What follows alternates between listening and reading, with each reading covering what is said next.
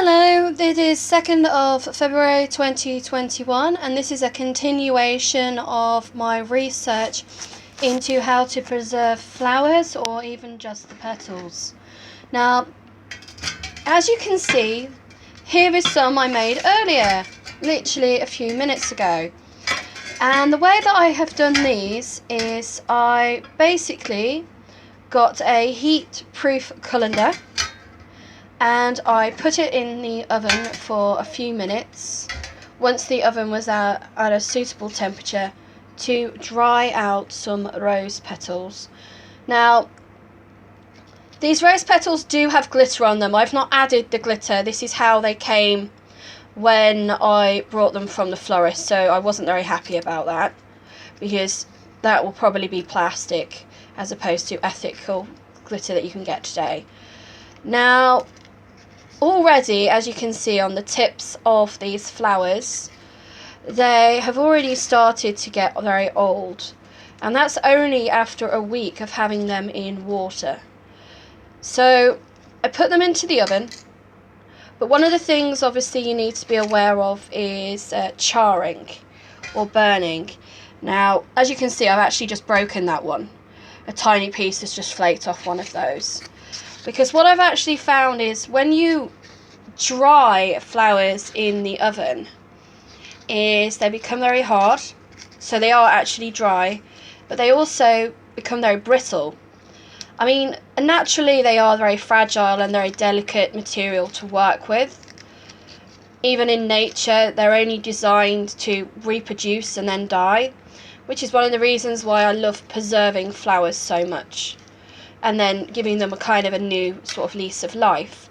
Now, they're very dry like paper, and you can sort of see some of the detail in those. And what I've also liked is the fact that they have dried out completely, like there's no moisture in them whatsoever. But personally, I am quite biased, and I believe, although this might be a very quick way of obviously drying out flowers if you are wanting to do something in a short period of time, because they have kept their shape and they have kept their colour, it's not usually the type of technique I would use.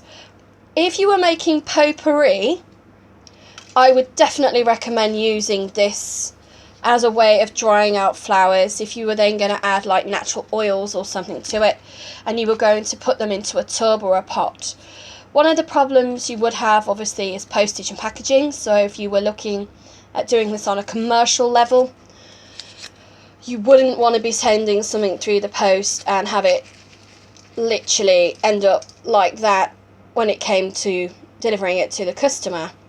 If you were looking at using rose petals for something like confetti, so you weren't too worried that the fact that that they could crush so simply just by being in the palm of your hand, so you imagine sending them through the post, that is how they're going to end up.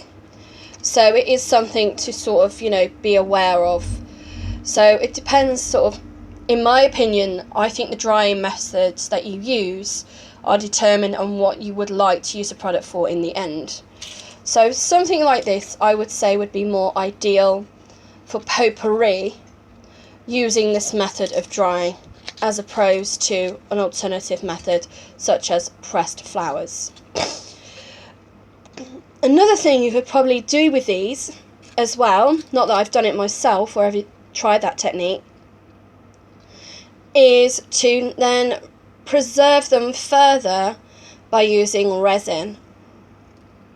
So basically you would paint the resin onto the flowers, which would then give them more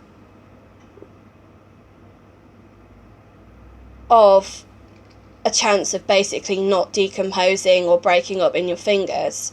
So if you then wanted to say use these flowers, like I said, to make something that contained resin, then again this drying method I personally would say would be ideal, as opposed to maybe using pressed flowers.